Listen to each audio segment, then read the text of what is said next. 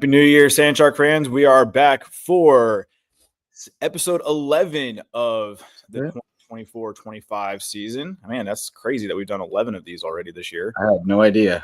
Yeah, I just keeping track. So Happy New Year, everybody. Hope everyone had a great and happy holidays. It was a busy one over here up in the north side part of Beaufort County, and I'm sure it was definitely busy over there on the south side. How are you guys?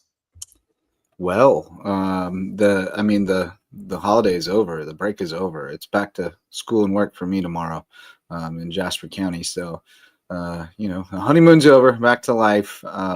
Been a really nice break. Been able to dig in on some other stuff and get some stuff done around the house, and got back to the Cove yesterday. That was a great time. Got to call games with Kevin Libby and Rich Basirico, 2 dubs. That was awesome. Couldn't have asked for a better start to the conference play, to see some new or some returning faces shine once again for both these teams, and to witness the possibilities of what we could see down the road from both of these squads. Just to get back in the gym, get back in the Cove for the first time in a while. It was a great sight for all of us, and a lot of encouraging parts of what we saw from these 2 wins that I believe will continue to carry over for this team as we delve deeper into Peach Belt play. But a tremendous start from the men's and women's basketball squads here in 2025, and awesome to be back in one of my favorite spots around here in the Low Country during the winter months. Yeah, about that. And here's the fun part. I'm in full run for dollar mode now. Yeah. And here's even the best There's part. a big drop off from the second clipper guard to the first clipper guard. And if you're thinking about it, it's a pretty big drop off, just so you know. But how about that crowd for both games yesterday? Yeah, for no students, you always worry about it. Students aren't back yet. What's it going to look like? The community is catching on, man. And rallying behind both these teams when students are in town. Yeah, and some of the students that were around here that maybe live close to here and came to this game is great to see, and just the community members and some of the younger kids who were a part of this. So that's fantastic. Community support has continued to really elevate, and now we're seeing full scale engagement with many different groups of people around here, and they were treated to a great show on Saturday night. Yeah, saw some of the Hilton Head Christian Academy girls basketball team was there. Nice. Saw our signee Courtney Campbell. She's from Hilton Head Prep. She's came in. I told her during the game, I said, "You're gonna have to break that record now."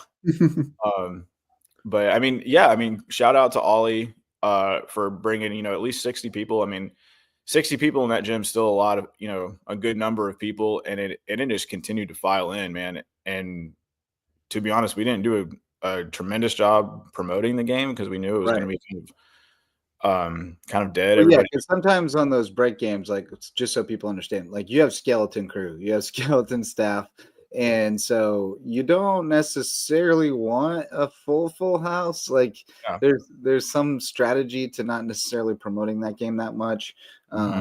And so, but no, the people turned out really well. And, early on it was kind of sparse, like you'd expect. Yeah. But it often is on Saturday afternoon games anyway. But by like halftime of the women's game, it was starting to fill in pretty good. And by the end, it was really packed. And I mean, it didn't feel empty as far as the sound when they went on that run at the end of the first half. When the women got on a run, it got loud, and they were letting Sheridan Bostic, the Jackal. They were letting her hear about it every time she splashed in another 3. That was amazing. You're gonna have to tell me the story behind that nickname now. So the story behind that nickname is, if you haven't watched it, and this is a recommendation, full-on recommendation for anyone who hasn't watched on Peacock, The Day of the Jackal. 10-episode run, tremendous show. The Jackal is the code name for an assassin who rarely misses. So during game, Kevin Libby and I proposed the Jackal. He was all in. It felt right. We ran it by Sherry after the game. She said, "That sounds awesome." We ran it by Coach Ron after the men's game. He said, if you're rolling with it, I'm rolling with it. So I think Sherry is officially the Jackal. Love it. Love it. Yeah. It was a very sweet homecoming for the women's team. And that was a game that um Coach Brady and I talked about a little bit over the break. We ran into him over on New Year's Eve and, caught up with him a little bit downtown Beaufort. And he's like, man, this is one of the games we need to have. Yeah. He kind of pointed out a few on the schedule that these dates are the one that we need to kind of lock on. And this was one of them. But I mean, if you go back and watch the Augusta game, if you have Janiyah and you have Sheridan, that's a a completely different Yeah. game. I mean, It's a Augusta's completely different team. It's a Completely different team than what we saw before the holidays. To have the players that were back in the lineup, including someone like Hayward, who we know how much her presence felt to the team last year when she was in there, when she was in the lineup, and it didn't take long for her to really make her presence known in a game like this. And Katosi really fed off of it, and then Sheridan Bostic was the star of this game. 7 3-pointers, 7 of 9, an outrageous performance It was from number 11 off the bench. Yeah, 21 points off the bench, 7 for 9. She took 7 threes. That's all she took 9 threes and made 7 of them. Yeah. And I mean, it was great to watch. That is all they need her to do. That's exactly. I mean, you hoped early on, and this is kind of what we mentioned it before, where Ellie Lewis was getting a lot of minutes there in the non-conference season.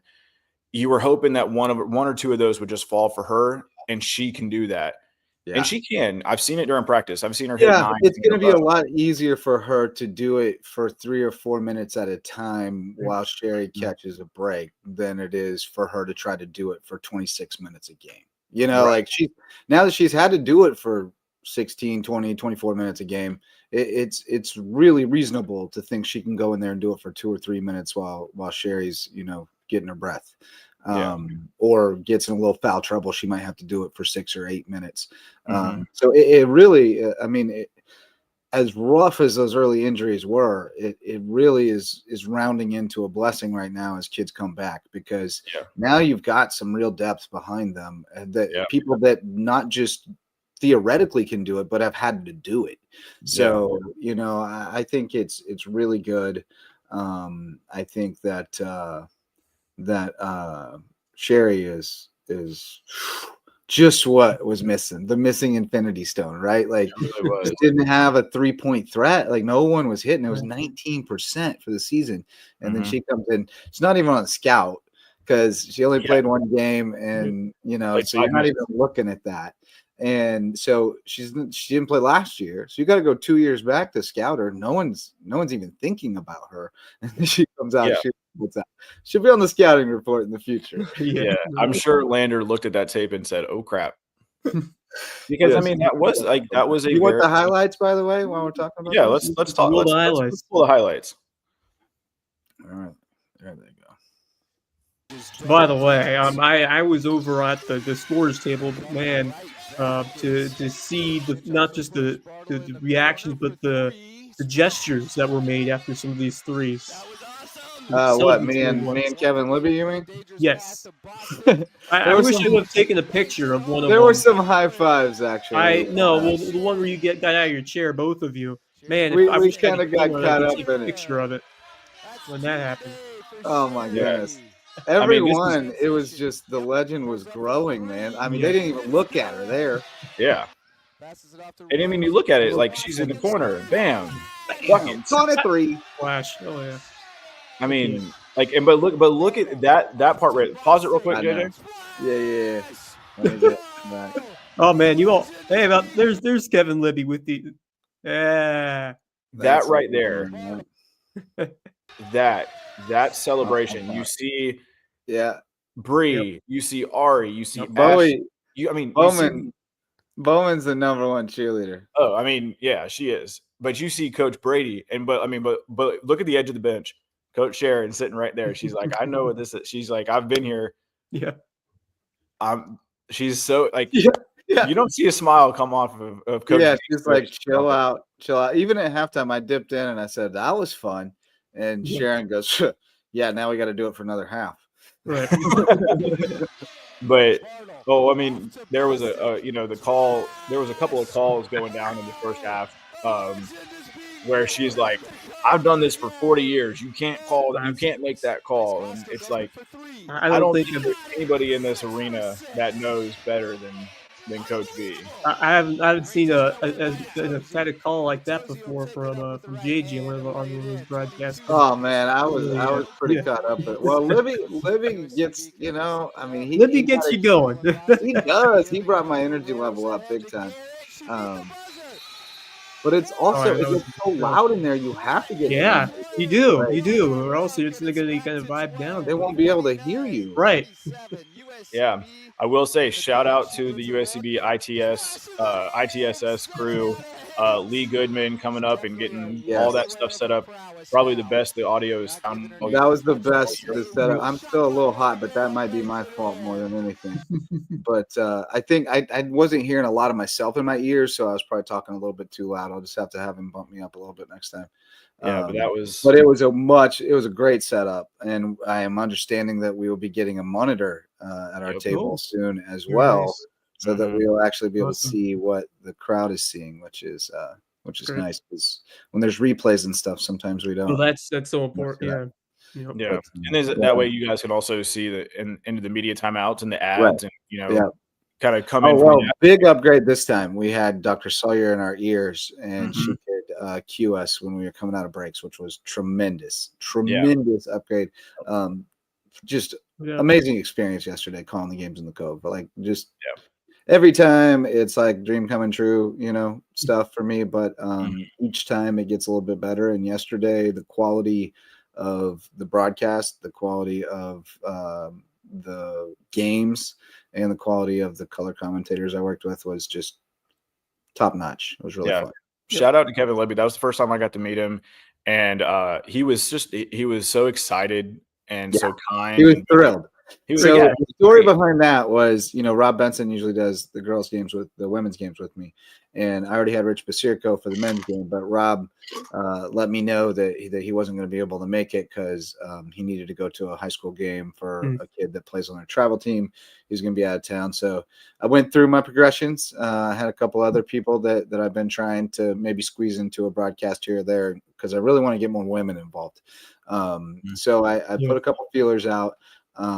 And unfortunately they weren't available, but I knew that Kevin was available on Saturday, and I knew that he would be, he follows the team. So I knew he'd be an easy, he'd be able to slide in easily, and I knew he'd just be great for the vibe. So, he said he had the most fun he's had in a long time, and he thanks everyone at USCB for rolling out the red carpet and making it a great experience, and he can't wait to come back. So yeah, awesome. Well, Kevin, if you're watching, bud, you're always welcome. And he was going to join us tonight, but he said the Sandman came calling early, so he's working hard, working 11-hour retail days right now, and he is also finishing up a graduate degree. So man's staying busy. But he definitely wants to be a part going forward. Yeah, well, maybe we can help get him out there, out at Hardyville too. I'm sure he'd enjoy calling some baseball and softball too. I know we got to get our boy Turner Owen, who's going to be doing the play-by-play for softball. Fantastic. So, but yeah, I mean, it was a great day, especially for me. JJ, you know those days where you're writing. Oh, there you go. I broke out the Garnet. Because usually, most of the historic firsts in USCB history came during the Garnet era, as we're now calling it. But this one yesterday, no basketball back in the Garnet era. So we had history yesterday, though. First Peach Belt sweep in USCB basketball history. Yeah, it was a lot of fun. Yeah, JJ, you know this story. Like, the feeling is like when you have to write those games where it's kind of like, Yeah. How quickly can I get this one over? There are days, you do a double header baseball softball day, and you go 0-4. There's nothing you want to do less than write those recaps. Just absolute misery. But you had bells on while you wrote these ones yesterday, right? I know. Well, I was out of your fingers. I was sitting there. I was writing during the game, just because that's one of the best things about being able to be at the games, and why I enjoy traveling is because you kind of see it firsthand. You can watch it you can watch it on the live stream. You can kind of document the flow. Yeah. Right. But when you're you feel when you're the flow when you're in the building. Yeah. And I watched the first half of the men's game against Fayetteville State on Thursday last week, and it was like, oh yeah, but it's a stream, so you kind of miss a couple things and this, that, or the other. So it kind of doesn't help as much. And they have commentary. They had commentary. It wasn't bad. It was actually a pretty well put together broadcast. I'm impressed. I'm utterly impressed with the quality of all the broadcasts. I mean, I think everybody in the league is doing a really good job. And the Peach Belt app is pretty awesome. You can watch it on your big screen. I know. That's what I don't mind a road game. Road games are nice. I can just kick back and watch it. Well, that was something great because the guys. What we should do? We should do a watch party, StreamYard watch party where we just bring in the stream and we watch it together. Yeah, we can do that. Fun. Especially late in the season if we have a big game. That determines. I mean, Wednesday's a big game. I mean, we don't have to. Quite frankly, all of them are big games. It could be a private party for our, our subscribers or something. Yes. Yeah. Yes. Yeah. That would be fun.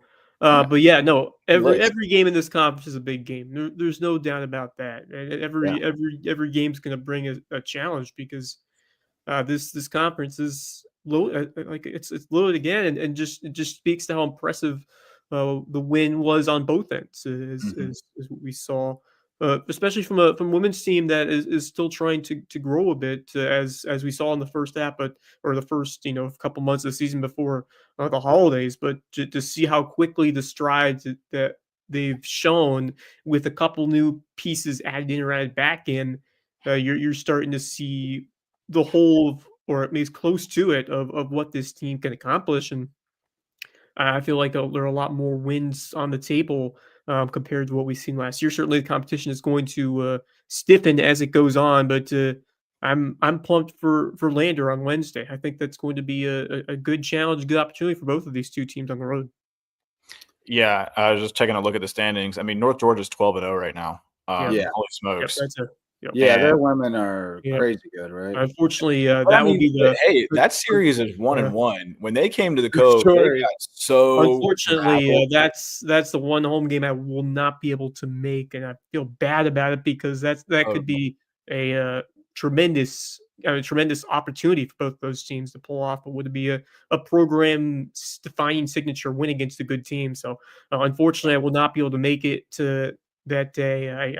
I feel bad about it, but I'll be there for all the ups this basketball season.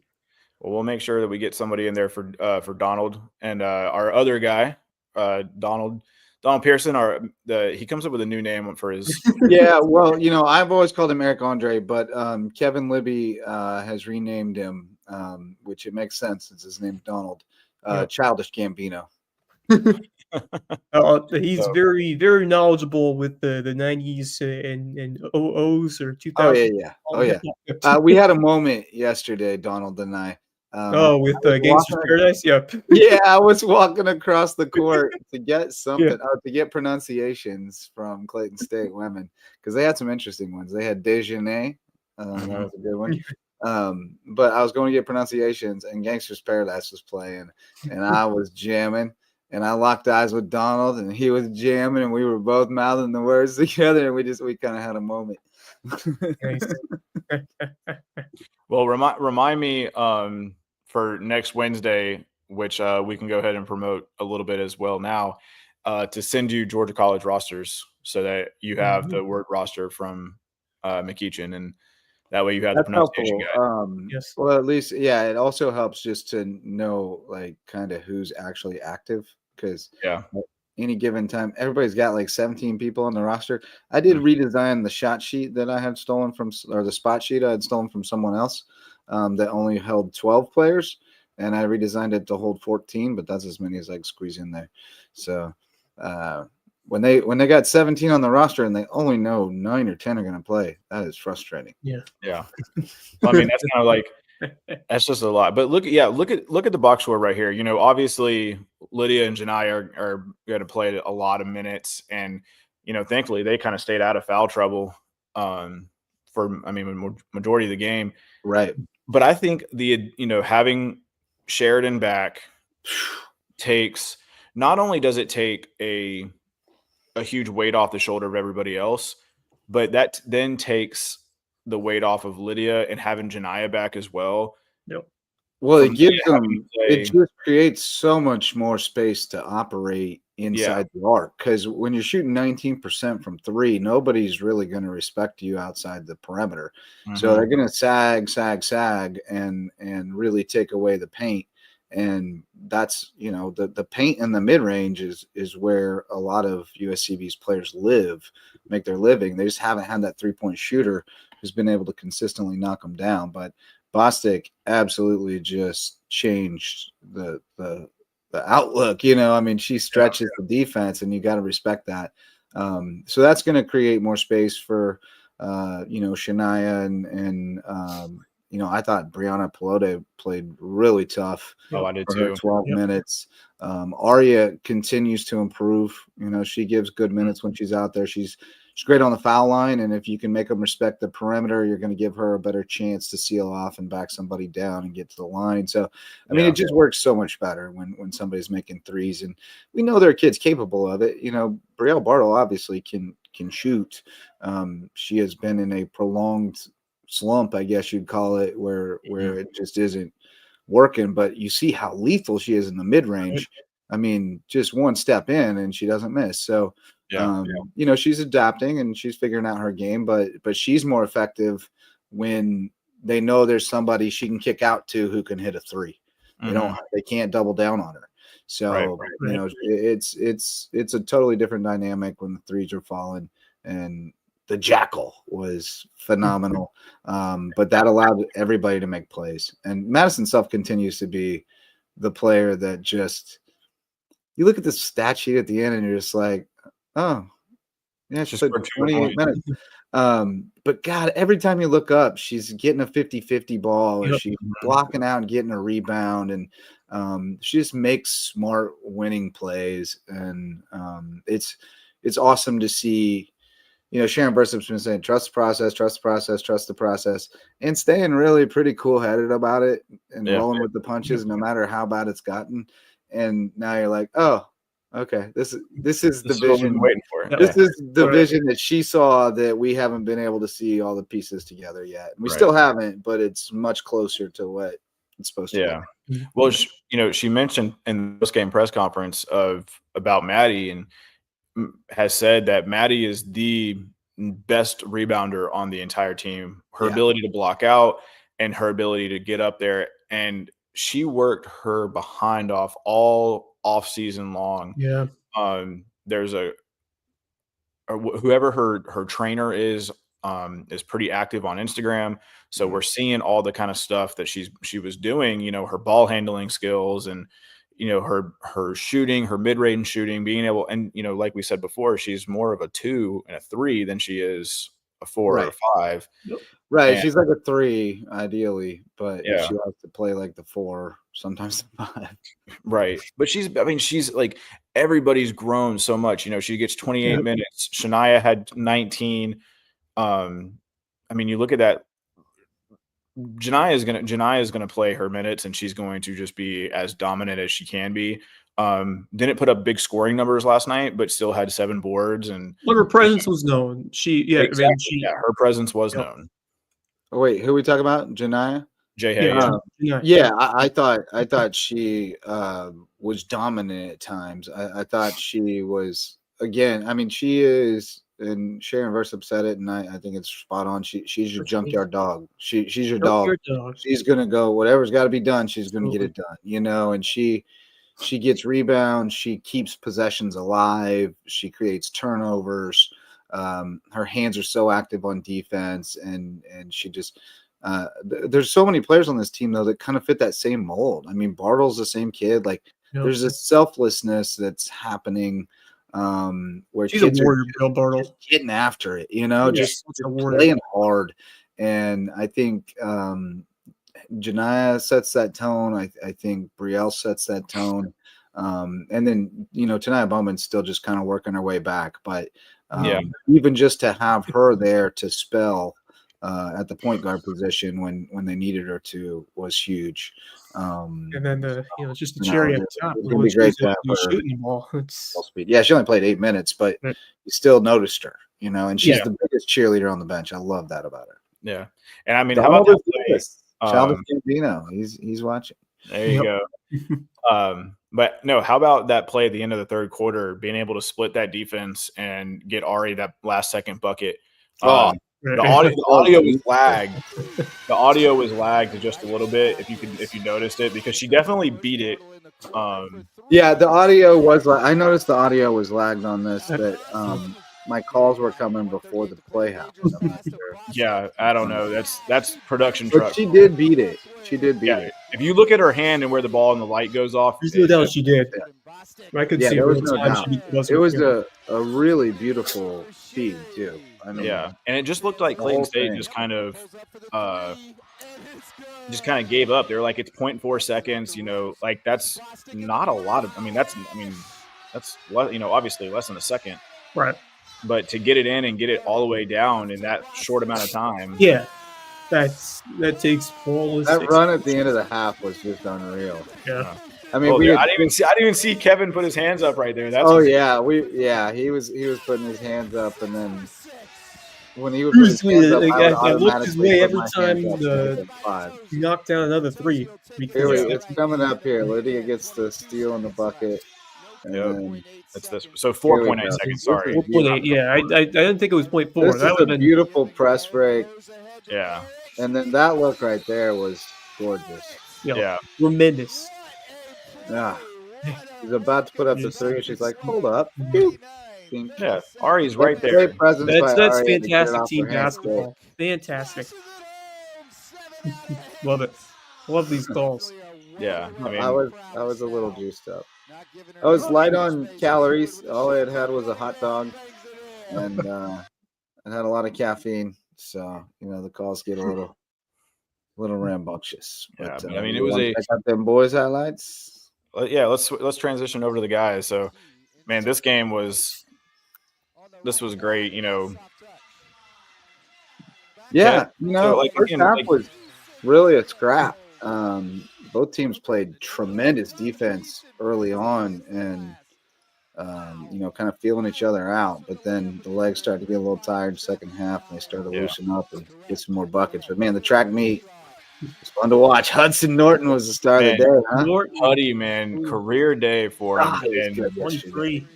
And almost a double-double. He was a rebound shy of a double-double. Yeah, and he had a rebound and he got fouled. And so that goes as a dead ball rebound for the team, I guess. Sure. But man, he was going to get that rebound if that man didn't undercut him. Questions to me and my partner why he was one rebound short. So. Yeah. No, I just didn't know. I wasn't sure in real time. I said to Kevin, I was like, I don't know if that counts as a rebound or a dead ball team rebound, but he's sitting on 9. Yeah. He'll get it. That would have been the first time all season that we had somebody have 10 rebounds, though. Well, Rich and I had just said, used to have a double-double every game, but not this year. This year, it's like a bunch of guys have 4, 5, 6, 7, and then he dang near got a double-double. So yeah. Well, he just found his shot, and the amount of growth that came, because he was healthy near the end of the year, but of last year, but it wasn't worth him. Wasn't worth burning a red shirt. Yeah, that one. Play that one back. I got to get out of here to do that, but we got to do that because that one's crazy good. There we go. Well, yeah, the posterizing dunk. I'm sitting right there next to Brady, and I'm like, oh my goodness, here it comes. Oh. Yeah, Brady stands up next to me and is like, oh my goodness. Yeah, that one was bananas. Yeah. We got to send that one to ESPN, bro. Man, that was. Imagine if we had, like you said, we had Slim Pickens on our staff. We didn't have our normal full crew, so we only had one camera operator. And right. Could you imagine if we had that down low camera for that shot? Man, that was That was insane. That was insane. Yeah. And I feel like Dominic Eason was having a kind of great game that up until that point, if Norton hadn't done what he did in the last part of the game, then my goodness, we'd be talking a lot about Dominic Eason because he was huge. He hit some big threes when they needed it. He threw down a couple. He is tremendous. Just freshman. I can't wait to see what he develops into. Yeah. Still skinny, man. Wait till he gets a little meat on those bones. Man, he and number 5. I don't know. I didn't know what number 5's name was. Jamal Kleiss. Man, we need to have a deep voice contest between those two guys because he talked the entire game. My goodness, he was just talk, and Huddy got Big Jerry out of his seat with that last jam. And he's ready to fight you and Donald about the double too. Yeah. I was talking with Quinn and I was like, man, and we were saying, man, he talks a lot. Like, and that's, you don't usually hear a team talk that much as the Lakers did. And we were like, who would I really came away impressed with that Clayton State team though. They're solid really team. Tough, really well coached. The game was a well played, clean, respectful game. Well, I was a little nervous at first. If DJ Wright didn't get hurt, I'll tell you what, that game was going to be really interesting down the stretch because he was tremendous in the first half. He crossed over a couple people and put them on the ground and sliding the wrong direction. I mean, it was impressive. And so he was sitting in that first chair the whole second half, wanting to get back in the game and trying to stretch out it looked like his calf or his foot or something he was trying to stretch out. But it could have been a different game, but it was a great win for USCB. And it still feels like we're still getting to know this team because they've only had a couple of home games. But man, can't ask anything more than starting off. Can't ask anything more than starting off 1-0 in both of these. Well, they're 1-1. They both played Augusta already. Yeah. Oh, all right. Good catch there. It was before holidays, but that first both of them. Well, we'll be getting next year. We'll be playing. All of December will be conference games. Oh, the conference schedule will start earlier, so we'll probably have 4 conference games under our belt before the New Year breaks. But no, I was honestly, I don't know, JJ, I don't know if you noticed this before the national anthem. Clayton State huddled right there in the paint, and then our guys went to line up across the foul line for the national anthem. And Clayton State walked right through that line and kind of shoved everybody through. And I didn't see that. I looked at it on the feed and I was like, oh goodness. And Tim, the referee, was looking right at him, really? And I was like, oh boy. And then right after the first game or after the first bucket, or first turnover or something like that, Kev had the ball in his hands and one of their players came up and slapped it out of her hand and it went into the corner over where Kev, my guy, the tall bald head guy? No, Kev Price. Oh, Kev Price. I thought you meant, didn't you say no, Tim's the big ball referee. Okay. Yeah, that's my guy. That. But I was like, okay. I'm like, that's a delay of game right there. You slap it out of your hand. Gambino thought that was going to jump off a prop. But, that kind of stuff, I was like, okay, because things are already getting chippy right at the start, all the talking. I'm like, but you're right. It was a very well. Yeah, they were all love at the end of the game. Yeah, it really was. Yeah, I was always, we've seen things have escalated. Trying to get their bluff in. I'm glad that, despite some increased tensions, we didn't see anything. Increased hostilities. Yes. I was not aware of the hostilities at all. I missed that. No, those were the first 2 things that I noticed, and I was like, wait a second, what in the world is going on here? That doesn't make still getting my bearings, trying to figure out who was who at that point. Yeah, well, because I like number 5 though. I like Kleiss. He had a Joker grin. I liked it. He'd be grinning at him on defense. That Joker smile, it was great. Overall, just a tremendous day though. Really, it was fun, you look at it no one played more than 23 minutes, 22 minutes. Yeah. KG played 22, and it was full on 5 mentality. That's the Raw mentality. Everybody's going to chip in. Everybody's going to provide their own presence and do their job. And Yeah. 9 out of 12, And bro. sometimes you'll see you see that guy put up the career game, as we saw on Saturday with my man Yeah. Hudson Norton. But I mean, you can't overlook the forth of some of the others. Obviously, Dominic Eason, but Gavon Price was grinding. Dylan Lewis, Kenny Gaines. It's a collection of so many different efforts, which really propels a team like this. When you have guys who are going this deep, and then eventually you'll be able to work even others in that haven't seen as much Well, time. But really today it was 1, 2, 3, 4, 5, 6, 7, 8, 9, 10 guys that played at yeah, 18 or more minutes. So yeah, with and they all scored. besides Patrick Ariel was the guy I was going to Right. mention.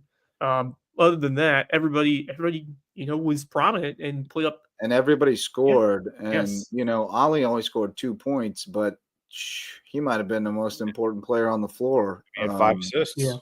The way he played on defense, I mean, he had 3 steals, but he had to have had a half dozen deflections on top of that. Yeah. Yeah. And then, like you said, 5 assists. He recognized early that he didn't have his shot. He was 1 for 7. He Playing team basketball. dished, and he played D. And he wasn't getting foul calls either, and that's a big part of his game when he gets to the rack and gets the foul calls, and he wasn't getting them. They were calling it pretty loose. They let him play, especially inside, and he recognized that his game wasn't going to translate, so he facilitated for guys whose game did translate, and that's what you need your senior 5th-year guard, point guard to do is dictate the game and adjust to the game. And he did a terrific job of that yesterday. Just really, really good overall effort. Every time it seemed like Clayton State was going to get back in it, and they did. They had some fight in them now. I mean, they would get up to 12 or 15, and then they'd get it right back down to 6. Every time they got it down to 6, really, that was the number. 6. Yeah, Somebody had a big shot every time. And it was just really good to see them stay the course and keep playing and put it away, without really much drama at the end. Yeah, no, it was your boy number 5 was like at the foul line. Huddy was at the foul line. He's like, man, it's over. It's like, just don't worry about it. It's over. I'm like, man, I mean, it was over. It was, you're down. I think it was like 13 with, they certainly could have like scrambled around and tried, but I have some respect for recognizing that the math is against us here. Let's all it was a good fight. Let's dribble it out and go on to the next one. So it's a great start to 2025 despite the loss on the 2nd to Fayetteville State. And you know what? I do have one quibble though. What's the quibble? Finnegan. No, Finnegan. Yeah. Finnegan was still out enjoying the. Yeah, Finnegan still on break, man. He must have been, sleeping at the beach or somewhere. Yeah, no Finnegan. He might have had to clean the floors or something like that. His wife might have had a honey-do list for him. Yeah, I mean, it's or his fun. mom or whoever. I don't know. I ain't in Finnegan's business. But hopefully we'll have Finnegan on the next home game, which is going to be January 15th, our first Wednesday game back. And that is going to be we are going to officially dub it the Whiteout Wednesday. Wednesday. Love it. In collaboration with Housing and Justin Shelley, also with a little bit of collaboration with Student Life, we've got Whiteout t-shirts that we're going to have. It's going to be the first Whiteout of the year. So make sure you wear, or the only Whiteout of the year. Yes, wear white. So wear your white, and it's going to be a fun one against Georgia College. I mean, the girls took care of business last year at home, and unfortunately, the guys did not last year. But both those series are 1-1 all time. So I think that's going to be a lot of fun. So we get a week off before we're back in the Cove for 2 more on the 15th and 18th. So, got road games at Lander on Wednesday. And Georgia Southwestern on Saturday, and then they're home for 2 before we go to Aiken on the 22nd. So that's gonna be. We talking about Ali Ralat? He served in the Army and deployed with that young man's stepfather. Who, Ali? I gotta know more about this. That's wild. Which one? I don't know. That's Jada's daddy, Coach Yeah. Mr. Gary. He said he served in the Army and deployed with someone's stepfather. Somebody we were talking about. Hmm. So we'll see. He'll tell us in a minute. Yeah. So let's great job again for the team's 2 big wins, but now we can kind of transition into our next segment that we're going to start kind of bringing in here on these Sunday nights. As the men have Mr. Young bring out that white suit. Yeah, baby. Um, Go PTSO. So we've got the regional rankings that we can kind of talk about. Yeah. So let's bring that. Let's talk a little bit about that. And so the last poll before the break, we had North Georgia is sitting at number 1 in the Southeast region. They're sitting at 9-1. Lincoln Memorial at 2nd. Coker, Columbus State, Lenora-Rhine, UNC Pembroke, USCB, USC Aiken, Carson Newman, and Catawba. So for those of you who are not Jamal Kleiss, that's who we talking about. Okay, got you. If you're not familiar with the regional rankings, the Southeast region is made up of 3 conferences: the Peach Belt, Conference Carolinas, and the Southern Athletic Conference. And then so there's a group of SIDs who go on and vote, and I just happen to be one of them. And we like to talk all types of numbers. So do you just get to vote on the guys or the girls and the guys? Just the guys. So Jim Steffen is the SID over at Belmont Abbey, and he is the head of the regional poll voting. And they said they needed another PBC voter, and I said, heck, let me do it. Right. Yeah, so, I love that kind of stuff. So I'm on the baseball one too for the Southeast player region and player of the week. So I enjoy it too. So if I'm looking right here at the men's basketball standings for the Peach, the only teams in the regional poll right now are North Georgia, us, Columbus State, and USC Aiken. So we are still in the top 10 in the regional poll? We are still in the top 10 according to the last one we are still in. We moved up to 7. That was before the Fayetteville loss and the Augusta loss. So we have to count all of those in. Yeah. But you also have to kind of look and see what. Right. I mean, other people lost too, right? Like everybody loses for the most part. So I think overall, North Georgia probably still going to be the number 1. They're 10-4. Oh, who Columbus State lose to? They had to lose to Lander.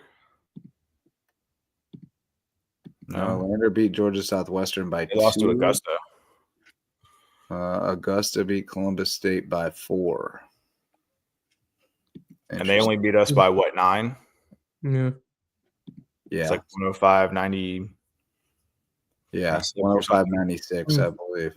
So North Georgia beat Flagler by 7. Aiken beat Georgia College by 3. Very competitive games yesterday. Yeah. Columbus As State. we would expect. Yeah. So, and then in Conference Carolinas, UNC Pembroke is leading the top of the East. They've got so many teams in this conference. Oh my God! I looked at this; it's insane. Yeah, how many teams they have. They've got 15 teams in this conference, and so UNC Pembroke is leading the way. I mean, I don't see anybody else besides UNC Pembroke who's going to be 8-4 in the East. That's not, Ooh, they're 8-4, but they're 6-0 in conference. Yeah. Young Harris would probably be your next bet. They're 9-4 and 1-1 in conference, but there's not much to work with there. No, and then on the South Atlantic Conference, Lenora-Rhine is ahead of everybody right now. They're 11-2. Lincoln Memorial's 9-2, and then Coker took their first 2 losses of the year. They're 11-2 as well, and Carson Newman and Catawba rounded out. So they've got 5 teams in there. Carson Newman's 11-5. Catawba is 8-5. Yeah, I'm still not sold on Carson Newman entirely. Yeah, I mean they're a top 10 team for me, but they're not in the region, but not a top 5. Well, they're not they're number 9 they're right not now. anymore. They've fallen down now. Yeah, They were up there pretty high for a little while. Yeah. They are number 9 right now. So again, the poll: North Georgia, Lincoln Memorial, Coker, Columbus State, Lenore, Rhine, Pembroke, us, Aiken, Carson Newman, and Catawba. All right. So yeah, Coker's probably going to drop down a little bit. Who'd they lose to? Do we know? We can take a gander. Schedule and results. I just clicked their schedule, who they look to. So they've lost. They lost to Carson Newman 103-97 and Lenore Rhine 99-98. Okay. So those were two pretty that decent. Conference is very competitive at the top too. Yeah. There's going to be a lot of shuffling around. So people losing games that you didn't think they should and winning other ones that you didn't think they should. It's going to be fun. I mean, right now you're looking at the only team that was really receiving votes in the Conference Carolinas is going to be Pembroke. Lenore Rhine just beat Lincoln Memorial too, so they're probably moving on up. Yeah, but you're right. Conference Carolinas is very weak. I don't know that I'd have anyone from that conference in my top 10 right now. Even Pembroke? I mean, they would be your top choice, but I'm not sure that I wouldn't have 5 from each conference ahead of them. You know? I mean, yeah. I'd take 1, 2, 3, 4. Yeah, I think I'd take the top 5 here over them. Well, they're sitting at number 6 right now in the region. 1, 2, 3. Yeah, I don't think I'd have them in my top 10. I think I'd have, in some order, North Georgia, Augusta, Lander, Columbus State, USCB, Lenore Rhine, Lincoln Memorial, Coker, Carson Newman, and Catawba. So I'm looking back where I sent my. Maybe I'd go Pembroke over Catawba just to throw the Conference Carolinas a bone since they're 6-0 in conference. But if you look at what those conferences did against each other, Coastal Carolina is clearly the weakest of the 3. Yeah. I'm looking at what I sent my last regional poll that I submitted. What I sent was North Georgia, Coker, Lincoln Memorial, Columbus State, Lenore Rhine, us, Flagler, Pembroke, Carson Newman, and Aiken. I can live with it. Yeah. I'd shake it up a little bit, but yeah. I mean, so you look at us since the last poll, we're 1 and 2. Yeah, I still think we're in the 8 to 10 range somewhere in there. Yeah, probably. I mean, I think probably so. And that's I'll take being there at this point anytime. It's yeah. I mean, this is year 2. I mean, you just think about it. The second year of the program, and you're seeing both teams on a steady improvement, steady incline right now in terms of how both of these teams have been playing. And, this is the meat of the schedule. This is where you can really make an impact just on the perception of other teams in this conference and just this Division 2 as a whole. I mean, this is a challenging conference, one of the better conferences in Division 2, and so obviously your last opportunity before a big year, potentially big year, if the all clear is given to be full-fledged members in 25, 26. So I think this is a year you look to take that big step forward and get yourself ready for what could be an even bigger year 3. But this season for both these teams, there's a lot at stake, and I mean, you look big picture that there could be bigger. I mean, certainly will be bigger years ahead, but you want to make a sizable step forward after both teams had a great start to the year and were competitive in every game, really almost every game in conference play. And now, can you find a way to win more of these ball games and compete at a strong level night in, night out in a tough conference that demands a lot from you every time you take the court. And I feel like this is an important building block of a win for both of these teams. And obviously, getting that first one is massively important to get to 1-1. And now, what can they do on the road? It's going to be tough environments to go out there on the road. As Sharon Versup said, you have to be around 8-10 points better, something like that. Whatever she said when I talked to her back then. But it ramps up. It ramps up when you got to go to the other gym and everybody's rooting against you. And so, Mhm. how can these players bring that energy beyond the Cove and look to carry the momentum that we saw on Saturday? So, Yeah. two big road tests coming up, starting with Lander. Yeah. I'll amend my position on Pembroke. They're worthy. They started 1-4. Right. But they Play play. against a very aggressive schedule, Yeah. and they beat Lander in there, and they lost to Fayetteville by 1, and then they've been on a tear since then. So Yeah. yeah, they're probably worthy of a spot. Yeah. No, I think that we talked about it a little bit last year before the holidays, and Augusta wasn't even receiving votes. Yeah, which was silly because their early schedule was tough, and they played competitively. That was silly. It made sense that they weren't receiving votes, but you knew that they were gonna come up. Yeah. I mean, Lander and Flagler were the last two to get votes. I don't see Flagler receiving any Yeah. votes, Yeah. especially with their That would 0-2 be in conference. Mhm. But anyway, you know what? It's going to be competitive, and I think no matter what, I think that 7 to 10 range right now is still a good spot for USCB. Yeah. Depending on, me personally, I'd probably drop them 1 just because there's other teams that probably went up a little Right. bit. Yeah, that's the hard part is even if you're playing good basketball, Yeah. there are other teams can make statements as Right. well. And so, Yeah. Yep. And there's just only like one. when yep. Yeah, I mean, look, I was looking at it just now, or looking at the top 25 poll, and Right. North Georgia is the only team in the entire Southeast region that's in the top 25. Yeah. So, Yeah, which is wild. That's yeah, crazy. We I wouldn't mean, even just expect look at 4 the teams to be quality around of there, D2 or at basketball. least receiving votes. Yeah. Yeah. We actually did receive votes in one national poll, Hmm. the other men's basketball poll on the NCAA website. So Nice. but yeah, it'll be fun to put this all together and send it over and see what comes out tomorrow afternoon for the regional polls. So, Yeah. but we're also going to transition as we get ready to end the show, and we do want to dedicate this episode of the Sand Shark Rewind to a dear member of the Loco crew, and also somebody who's a little bit dear to all of our hearts, Tim Alonzo, who just tragically passed away yesterday or early this morning. Yesterday.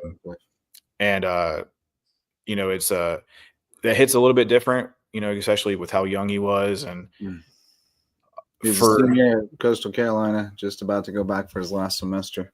Yeah. I mean, for me personally, it hits a little bit different because when I was teaching, his dad, Ray Alonzo, was my across the hall buddy, and Ray's the special education teacher over at Battery Creek. And the amount of love that he shows those kids is incredible, and just a terrific human being. So sending prayers out to both he and his wife Andrea, and I mean to all of Ray's kids, and just thinking about them and in this tough time. But it's just tough, and we want to dedicate this episode of the Rewind to him, and get ready for JJ. I know you have some plans. Yeah, and Wes got to know him Yep. well. Also, he worked with us. He interned with us this past fall. He had 1 semester of coursework left at Coastal Carolina, and got approved to study from home this past semester in the fall, and intern with Loco Sports because he wanted to be a sports journalist. And he did a great job for us. So we got him published in the Bluffton Sun and the Island News, and he was on his way. And I was really excited for him to finish his coursework and hopefully come back home and continue to be a part of it in some way, and hopefully a bigger part of it at some point. I actually, Ray and Andrea came over, and they had a card for me that Tim had been meaning to get to me. They brought that over and just talked with me a little bit about what happened. And, Tim, as they described it, Tim had a heart of gold, and really had a hard time at times understanding how difficult this world was and how unfair this world was. And I thought they were going to tell me that he had taken his life. And I was grateful to hear that was not the case. They were just letting me know that, he had gone through it, and that as they described it, God gave him a path to a better world that he was better suited for. He had an interaction between a couple of medications that they're not sure exactly what happened yet, but it just took a quick turn, and he said he wanted to go to sleep, and he went to sleep, and he didn't wake up, so I was amazed by their strength and their outlook on it. But also, after talking with them, it had tormented me all day trying to understand, and it kind of gave me a peace to hear. The last thing he said was, I just want to go to sleep. And it's tragic. It's so sad, but they wanted to meet with me because they too felt like, and he felt like, he was going to be a part of Team Loco going forward, and they want him to be a part of that. So we're going to work together to ensure that his memory is tied to whatever student media initiative continues to grow. Just absolutely stunned by this news, and absolutely heartbreaking for us here at Team Loco, for his family, and for his friends, and for the community. It's never easy, and for myself, as someone who I got to know him pretty well, even though it was I haven't known him short time, but I got to know him very well. Like we knew him And forever. I loved his energy and enthusiasm and his excitement for covering sports, especially May River sports, and just a great kid to get to know. And I loved working with him. And this is heartbreaking. I was really excited for doing some more with him as we got into this year and beyond. And losing someone like that, losing such an amazing person, amazing light in the community is always so difficult, and it just hurts even harder. Just how young he was, and his potential for his future, and just it's I have become a faith-based person. I have inklings and beliefs of things beyond this realm, and the reasons for for why we have been put here. And it's just, when you think about it, he is gone to a relaxing place. He can rest. Yep. He can rest. Yeah. He can let his mind at ease, and that's. But we will definitely miss him, and his. We'll pay tribute to him more tomorrow night. Yes, and I just, the last thing I say, I hope that we will continue to honor him in many ways, and his to honor and remember his excitement for sports in Low Country, and his just passion for doing what he did with us, and I hope we can continue to exemplify that moving forward. So yeah, like JJ said, tomorrow night on the Lowdown, Team Loco is gonna honor Tim and all that he's done. So make sure you guys, everybody tunes in for that, and make sure you stay locked into the Loco Media YouTube channel and USCB Athletics for all things Sandshark sports. And as always, guys, thank you for everything tonight. It's been a great episode. 2-0 on Saturday, and looking to bring home a couple more wins this next week as the season ramps up, and then we'll be getting full swing into more track and field and baseball, softball, and golf, and we'll get everybody rolling. Spring is coming. It is coming. So I'm ready to get them baseball boys back in the student section. Oh yeah, well, they'll be there on Whiteout Wednesday. So we'll look forward to that. So again, guys, make sure you tune in tomorrow night to check out that dedication to Tim and all things that he did for Team Loco. And tune in next week as we continue. We get up a whole road week of USCB basketball. So for Justin Jarrett, Wes Kerr, I'm Bracken Lambert. And as always, keep those fins up. We will see you guys next week. Have a great night.